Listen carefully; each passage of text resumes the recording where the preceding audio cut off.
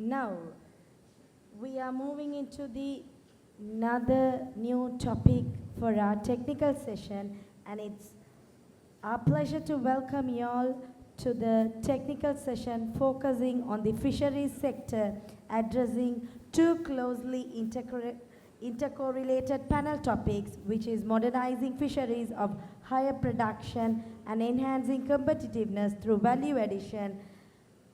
The fisheries sector plays a vital role in ensuring food security and livelihood and economic growth in coastal communities. These sessions brings together a panel of experienced professionals and experts to share their ideas. Foremost, it's our pleasure to introduce Dr. K. Arulananthan, retired Director of the National Aquatic Resources and Research and Development Agency, as our first distinguished speaker. Through his career at NARA, he contributed significantly to advancing the research and sustainable fisheries practices. We are honored to have you with us here today, sir.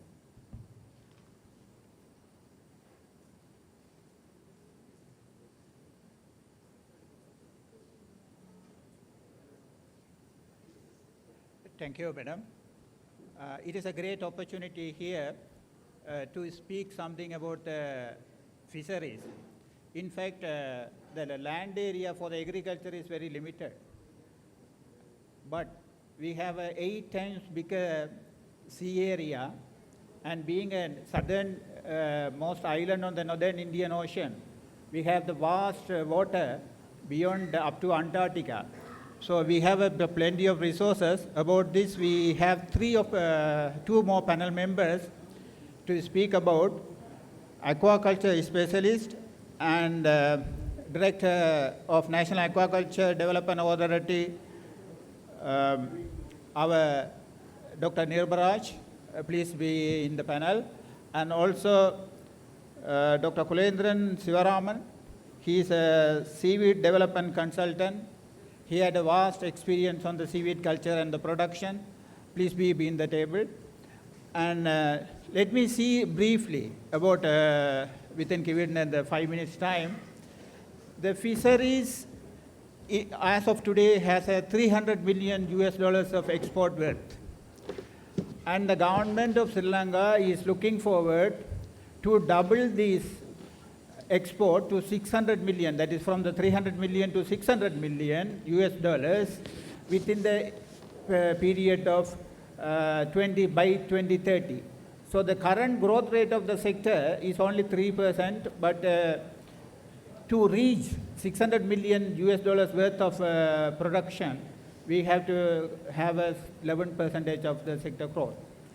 So that is one side of the story. The other side of the story, and what are the potential and opportunities we have for the export, and the major fish products we are exporting in tuna, swordfish, and then lobsters, crabs, mollusks. Okay, it is there. Crabs and invertebrate like prawns, crabs, lobsters, and mollusks. And also the ornamental industry also has a very potential for export. Today we are one of the leading nations. We are exporting 1% of the world market. That is, we are earning $8 million worth of ornamental fish export. The northern province, particularly the Irnamadu and the Katukaraikulam area, has a vast potential for ornamental fish culture. And also the northern area has a very great potential for culture of marine ornamental species and export. And in respect to the fish and fish products, in America, the total our main export is to the EU and also to the EU countries and the USA. And the EU country, the total worth of fishery import for them is 50 million. we are exporting about $120 million. Out of 50 billion, we are exporting only 127 million US dollars worth of export. So that is in the European market, it is only, our contribution is 0.001%. And similar to the USA market also, the major market for tuna and the swordfish, it is only over 0.001% out of their 20 billion import. We are only contributing about 30 million. So there's a lot of potential for export of aquaculture product, the fisheries and fisheries product. But in the offshore area, fish, we have, because of the climate changes or maybe the overexploitation, the potential for expansion of the capture fisheries or the hunting of fish in the sea, there is no more opportunity exists. It is only the aquaculture and the mariculture which has a vast potential for export product, including green mussel, oysters, pearl oysters, sea urchin, and quite a few seaweeds. All kind of species have a great potential for export. We have our specialist, aquaculture specialist, Nubraj. He will be talking about the potential for aquaculture, and also our Shivaram will be talking about seaweed. So thank you for giving my time, and if any other question, I can take it.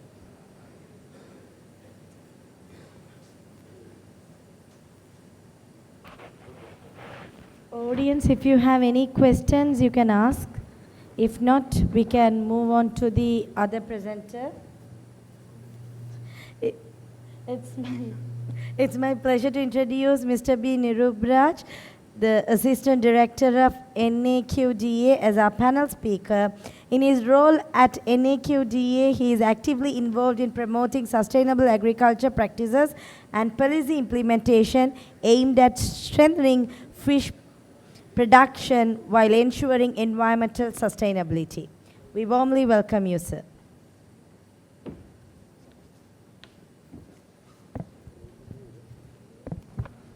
I think all are already tired into listening a lot of technical sessions. So I don't want to bore the people. I think few of them are existing. I think all of the faces are very familiar to me, and we know each of others. For any people who are, in connected with online, if they have any questions, I am ready to answer. And especially this fisheries sector in Sri Lanka, it has a kind of a primitive kind of development approach so far. When we compare with the other regional countries like India and even Maldives also, they are, leaping forward with the kind of advanced technologies. And Sri Lanka also really trying to develop aquaculture and inland fisheries, because with those both resources, we are blessed with such resources, because we have more than 6,000 inland reservoirs, and I think globally Sri Lanka has the highest inland water density, right?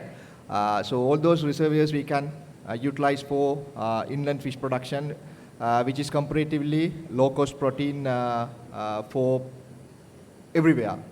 And meantime, we have more than 1,700 kilometers of coastal stretch. Out of this coastal stretch, we are just contributing, as Dr. Arulananthan told, less than 3% of GDP to the country.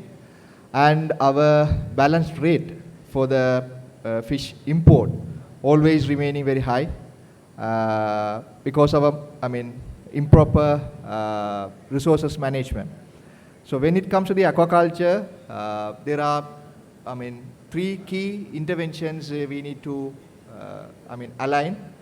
One is technical know-how.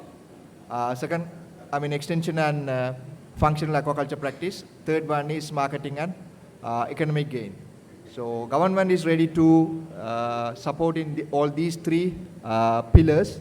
So, if any investors need to, explore more about the aquaculture or aquaculture investment or aquaculture technologies, they can anytime reach out National Aquaculture Development Authority as well as Ministry of Fisheries.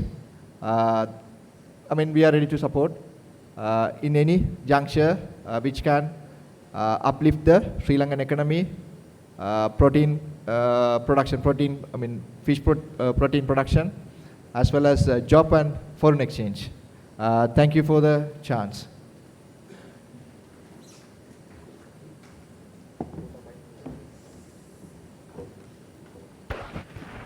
Thank you, sir, for sharing your valuable insights with us. And it's with great pleasure we introduce Mr. Shivaram Kendran, a pioneer in Sri Lanka's seaweed sector today. Mr. Kendran has played a leading role in developing seaweed industry in Sri Lanka, focusing on value-added opportunities. Today, he will guide us with his extensive experience on commercializing potential of seaweed as export-oriented ventures. We warmly welcome you, sir.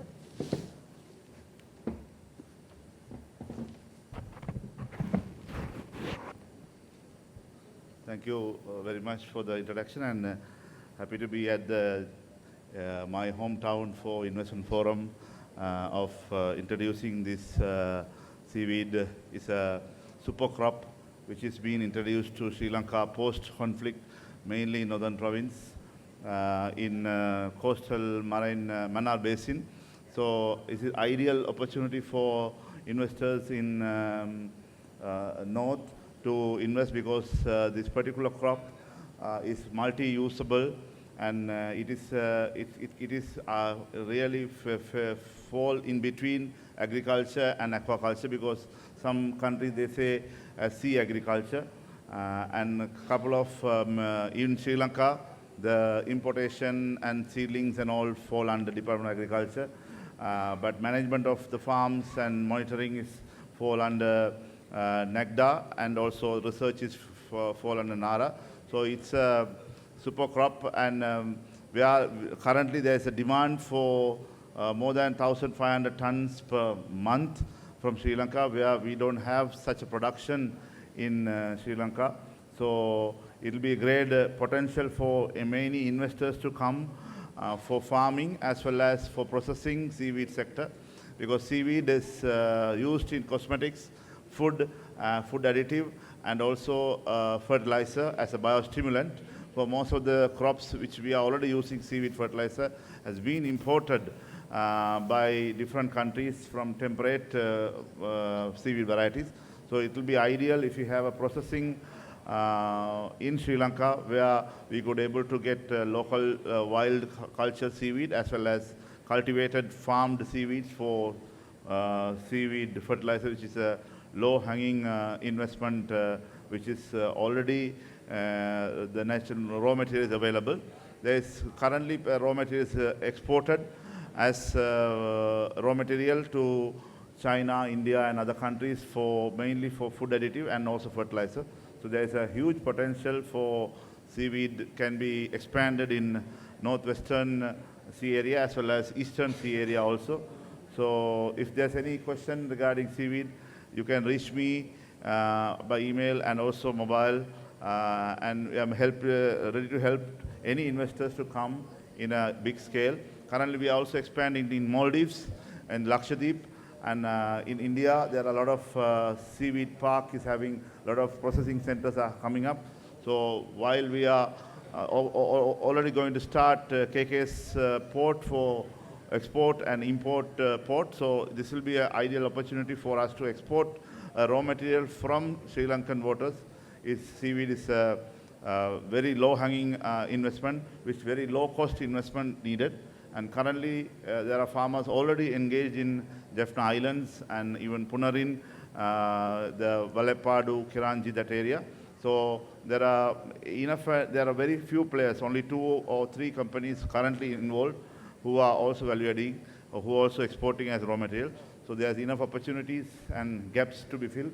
So thank you very much for inviting me, and thank you for listening to me, at least few people.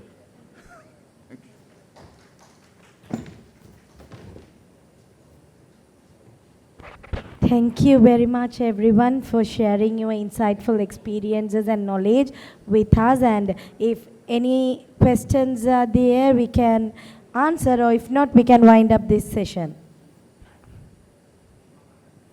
In that case, thank you very much, our presenters, for sharing your valuable ideas with us. Thank you so much.